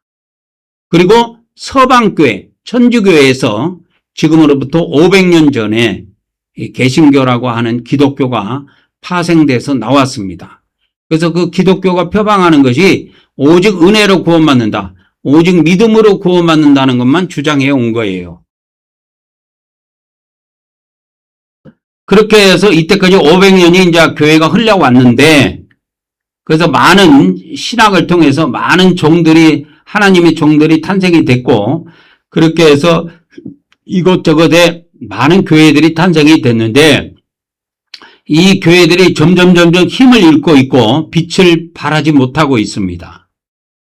그래서 한국교회만 해도 지금 미자립교회라고 하는 그러니까 교회 자체에 들어오는 헌금으로 목회자가 생활을 할 수 없는 이렇게 충만한 상태까지 생활을 할 수 없는 그 지경에 이르는 미자립 교회가 60%라고 합니다. 그래서 2030년 정도 되면은 한국 교회만 해도 미자립 교회가 70% 정도로 확장될 것이라고 보는데, 그 말은 무슨 말이냐? 대부분의 사람들이 큰 교회로 모이고, 많은 사람들이 모이는 큰 교회로 모이고, 이제 개척교회라든지 이런 적은 교회에서는 사람들이 나이가 들어서 죽거나 아니면 전도가 안 되고 이렇게 해가지고 결국은 헌금이 줄어들어서 생활이 어려운 이러한 하나님의 종들이 우리 한국교회만 해도 2030년 정도, 앞으로 4년 정도만 돼도 한 70% 정도로 확장될 것으로 지금 보고 있습니다. 이 말은 무슨 말이냐? 교회가 이제 은혜 복음이라는 것이 힘이 없다라는 거예요. 전도지 주면서 예수님 믿고 천당 가세요. 이 복음이 힘을 못 발휘합니다. 지금은. 그러면 우리가 교회 시대 끝에 왔는데, 그러면 이 교회 시대 끝에 왔는데, 제가 이 시대를 특별히 종말 시대라고 이름을 붙여놨는 것은 이 종말이 오기 때문에 그런 겁니다. 실제로 종말이 와요. 어떤 종말이 오느냐? 이 종말 시대라고 제가 신약 시대와 천년 시대 사이에다가 이 종말 시대라는 시대를 집어넣는 건 전하는 종말 시대라는 이름을 쳐가지고 이 시대를 하나 넣어놨는데, 이것은 신약 시대나 천년 시대만큼 길지는 않습니다. 길지는 않지만 우리가 살고 있는 시대이기 때문에 특별히 이름을 붙인 거예요. 그러면 이 종말 시대에 빛을 발하는 복음은 뭐냐? 이게 공의복음입니다. 왕국복음이에요. 왕국복음. 예수님이 곧 이 땅에 재림하신다. 그래서 예수님의 나라가 전 지구상에 들어선다 라고 하는 복음이에요. 이것이 원래 초대교회 때 증언이 됐어요. 예루살렘에 있는 예수님의 12제자, 그리고 예수님의 70명의 제자들이 다 이 예수님이 키운 제자들인데, 예수님의 12명의 제자와 예수님의 70명의 제자, 이런 제자들이 원래 예루살렘 교회에 있었습니다. 예루살렘. 이스라엘 땅 예루살렘이 실제로 그들이 몸담고 있었어요. 근데 그 교회가 없어져 버렸다니까. 파괴돼 갖고 AD 70년에 이 지구상에서 흔적도 없이 사라져 버렸어요.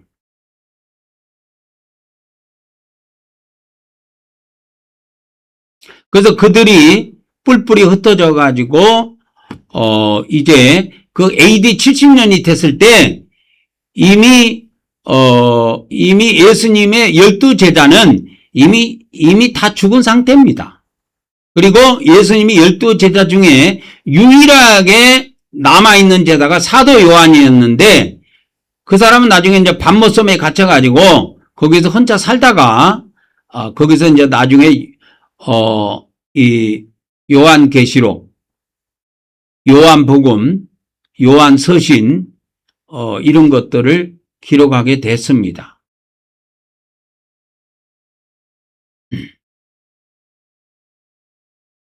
그래서 이 사도 요한의 그 요한계시록이 반모섬에서 기록이 돼가지고 우리에게 흘러오고 있습니다. 그래서 예수님 시대에 예수님이 12제자를 만드시고, 누가복음 10장에 보면 예수님의 70명의 제자가 나오고, 마태복음 10장에 보면 예수님이 12제자가 나옵니다. 근데 이 예수님의 12제자, 마태복음 10장, 누가복음 10장에 예수님의 70명의 제자에게 예수님이 명해서 전하라고 하는 복음은 이 은혜 복음이 아닙니다, 여러분. 그거 알고 있습니까? 이 말씀을 듣는 사람들, 예수님이 12제자에게 전하라고 하는 복음은 지금 기독교에서 기독교 목사들이 전하고 있는 은혜 복음이 아니에요, 여러분. 그거 알고 있냐고. 아마 그걸 거의 다 모르고 있을걸요. 예수님이 12제자에게 전하라고 하는 복음, 그 다음에 누가복음 10장에 예수님이 70명에게 전하라고 하는 이 복음, 그래서 전하라고 하는 이 복음은 교회 시대에 목사들이 전하고 있는 은혜 복음이 아닙니다, 여러분. 그거를 알고 있냐 이 말이에요, 여러분.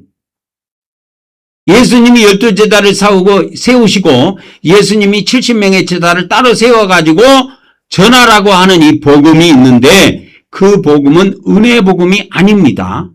예수님 믿고 천당 가세요 이런 복음이 아니에요. 이 복음은 뭐냐? 핵심이 왕국이에요. 왕국입니다. 그래서 마태복음 10장을 제가 보여드릴게요. 예수님이 12제자를 불러셔가지고 이 12명의 제자를 세우십니다. 이 12명의 제자를 세워가지고 이들에게 명령하신 것이 있어요. 이방인의 길로도 가지 말고 사마리아 고을로도 가지 말고 이스라엘의 집에 잃어버린 양에게로 가라 하면서 그들이 전했던 복음이 이겁니다. 천국이 가까이 왔다. 천국이 이 땅에 가까이 임했다는 거예요. 그래서 이게 천국인데 이게 여기서 말하는 천국은 예수님 믿고 저 하늘나라 천국 가는 천국이 아니고 하늘나라 왕국이 하늘 왕국이 이 땅에 임한다는 거예요. 근데 그때 전하러 갔을 때 예수님이 12제자들에게 전하라고 했을 때는 가까이 왔다라는 거예요. 이게 천국, 왕국이. 여기서 말하는 천국이라고 하는 것은 예수님 믿고 저 하늘나라에 있는 영원히 가는 천국을 말하는 게 아니에요. 하늘나라가 이 땅에 임하는데 가까이 임했다는 겁니다.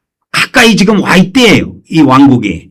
그래서 마태복음, 마가복음, 누가복음은 통째로 뭘 이야기하고 있느냐? 저 하늘나라 왕국이 이 땅이 가까이 지금 임하고 있다고 하는 거예요. 그래서 이 복음을 무슨 복음이라고 하느냐? 이거를 마태복음에서 이 복음을 왕국복음이라고 하는 겁니다. 왕국복음이라고 이렇게 하는 거예요. 그래서 마태복음 4장에 예수님이 이 왕국복음을 증언하고 마태복음 3장에는 세례 요한이 증언합니다. 마태복음 4장에는 이 왕국복음을 예수님이 증언하는 장면이 나와요. 그래서 마태복음 3장, 4장을 합해서 두 증인이 나오는데 그 두 증인을 뭐라 그러느냐? 이렇게 묶어서 이야기하는 신학이 없어요. 기독교 신학이 없습니다. 왜 그러냐? 이 기독교 신학은 애초에 로마교회로부터 시작해가지고 천주교회로 이렇게 확장이 돼가지고 오늘날 우리 기독교까지 왔기 때문에 이 천주교는 뭐냐면 천년왕국 자체를 안 믿어요. 그렇기 때문에 이런 신학이 기독교에서 죽어버렸어요. 천주교회는 천년왕국 자체를 일절 믿지 않습니다. 그래서 이 신학이 죽어버렸어요. 오다가. 그래서 우리가 오늘 꼭 알아야 될 것이 있어요. 오늘 꼭 알아야 될 것이 있는데 이 종말 시대에 이 앞전에 제가 말씀해 드린 것이 뭐냐, 말씀을 여러분에게 전해 드린 것이 뭐냐, 이 종말 시대에 왕국복음이 재선포가 된다. 그거는 2000년 전에 예수님이 선포하신 왕국복음이다. 이 왕국복음은 마태복음에 기록이 되어 있고 마가복음과 누가복음에 기록되어 있다. 즉 기독교에서 말하는 본관복음에 이 왕국복음이 기록이 되어 있는데 우리 신약시대에 이 교회가 전 세계에 탄생되면서 로마교회로부터 지금까지 이렇게 쭉 흘러오면서 교회들이 탄생이 됐는데 이 로마교회를 중심으로 해서 세워진 이 교회는 무슨 복음을 중심으로 해서 세워졌느냐 하면 은혜복음을 중심으로 해서 세워진 겁니다. 공의복음, 이 왕국복음을 중심으로 해서 세워진 것이 아니에요.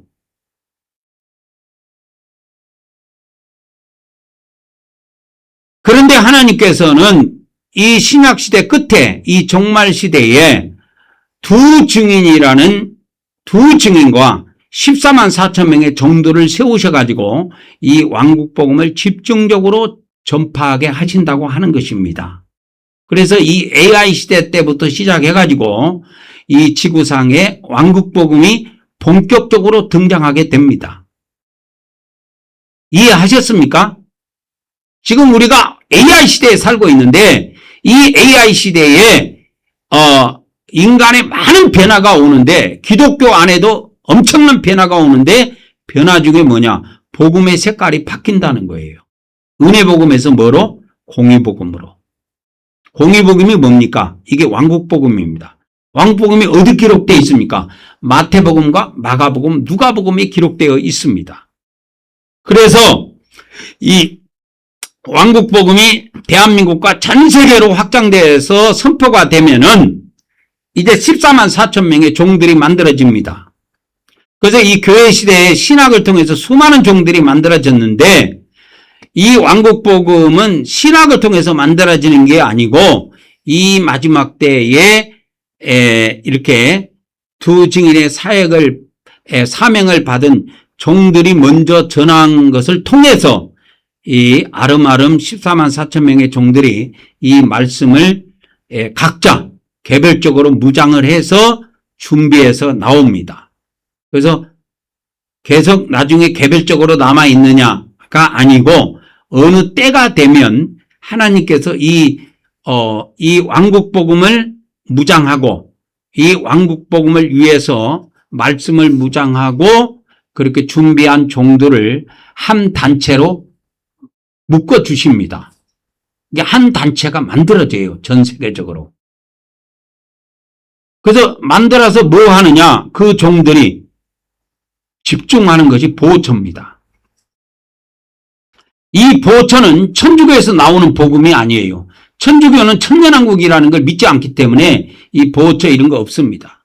그리고 천년왕국을 믿지 않기 때문에 왕국을 준비할 필요도 없지요. 그래서 하나님께서는 천주교에서 이 복음이 나오는 것을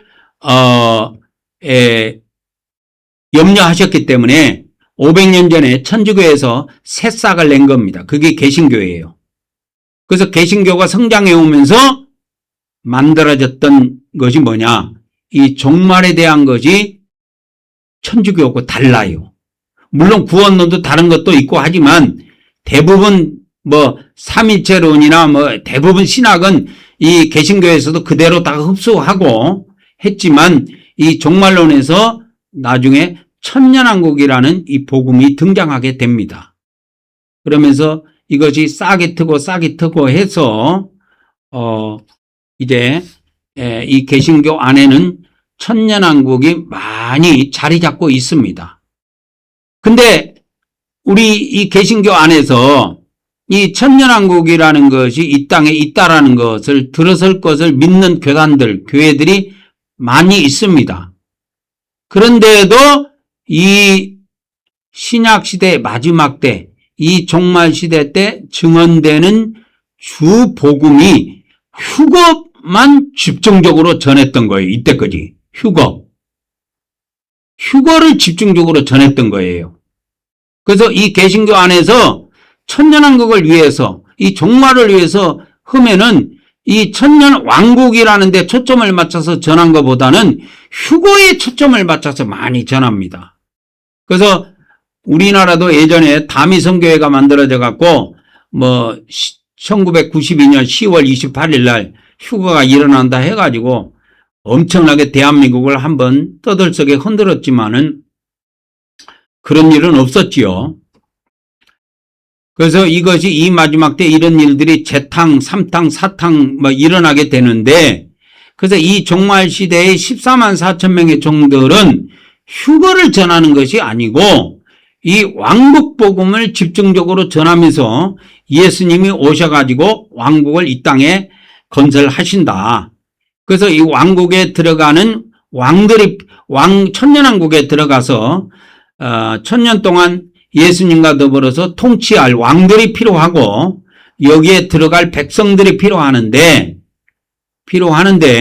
우리가 거기에 들어가기 위해서 뭘 해야 되느냐? 이 환란 시대와 짐승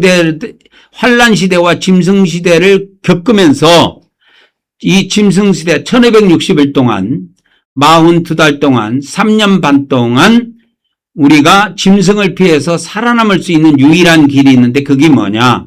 그게 땅속에 보호처를 건설하는 길이다. 그래서 이 왕국복음의 핵심이 보호처 건설에 초점을 둡니다. 이때까지 기독교 안에서는 휴거에 초점을 둬가지고 천년왕국을 물론 이야기하면서 뭐에다가 강점을 뒀느냐? 휴거에다가 강점을 줬는데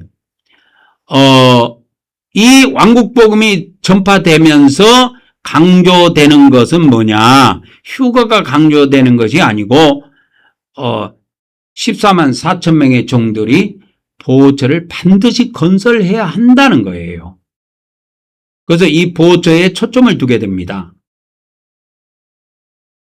그래서 이제 이러한 복음들이 대한민국을 시작으로 해서 이제 전 세계로 해서 이 복음이 펼쳐지게 되면 다 모든 민족에게 증언이 되면 온 세상에 전파가 되면 끝이 오는데 그 끝은 짐승시대입니다.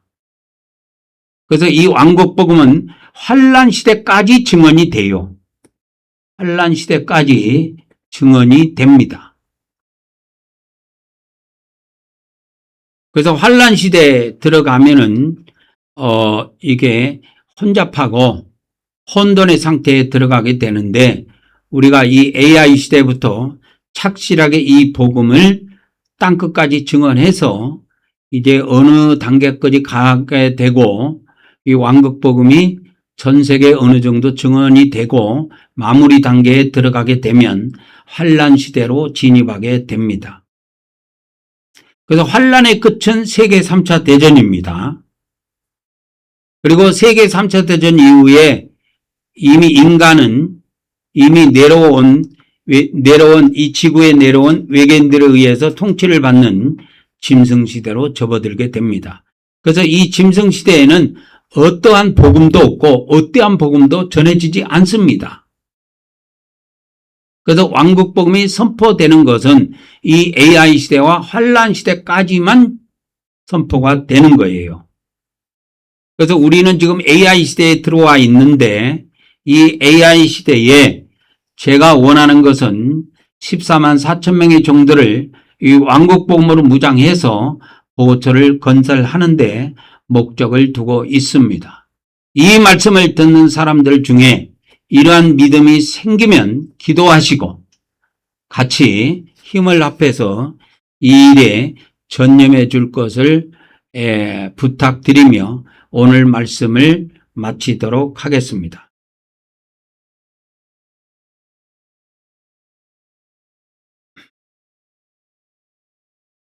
이제 우리가 영적 지성소에 들어가서 하나님께 경배를 드리고 오늘 예배를 마치도록 하겠습니다. 우리가 영적 언약궤에 왔습니다. 이 지성소에 있는 언약궤는 언약의 하나님을 상징하는 상징물입니다. 언약의 하나님 자체가 아니고 언약의 하나님은 저 천국에 보좌 위에 계시고 이 언약궤는 언약의 하나님을 상징하는 상징물이에요. 상징물이지만 구약시대에는 이걸 만지면 사람이 죽었어요. 다 같이 고백합니다. 우리는 언약의 하나님이 우리에게 새 언약을 주심을 믿습니다. 오늘 또 하나님께서 우리 마음판에 언약의 말씀을 새겨 주시옵소서.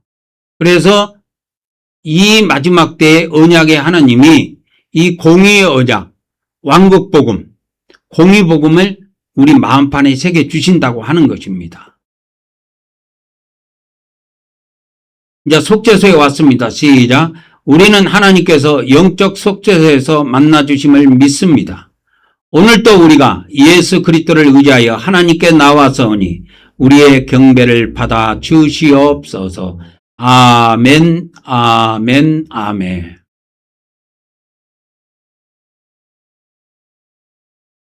오늘 또 우리가 하나님께 7배 경배를 드리고 오늘 예배를 마치도록 하겠습니다. 다 같이 경배의 말씀을 합독하도록 하겠습니다. 시작. 오늘 또 우리가 우리 성부 하나님과 성자 하나님과 성령 하나님께 찬송과 존귀와 영광과 감사를 드립니다. 그리고 우리 주 하나님께 나라와 권세와 능력과 영광과 부와 지혜와 존귀와 찬송이 영원 무궁하기를 간절히 원하옵나이다. 아멘, 아멘, 아멘. 우리 다 같이 영상을 잠시 멈추고 7배의 경배를 하나님께 드리도록 하겠습니다.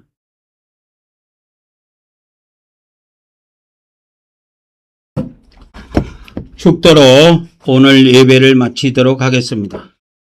이제는 우리도 예수 그리스도의 은혜와 우리 아버지 하나님의 거룩하신 사랑과 성령님의 교통하심의 은혜가 오늘도 성전을 통하여 유튜브를 통하여 예배한 모든 하나님의 사람들에게와 앞으로 우리와 함께할 수많은 성도들에게 지금으로부터 영원토록 함께하기를 간절히 축원하옵나이다.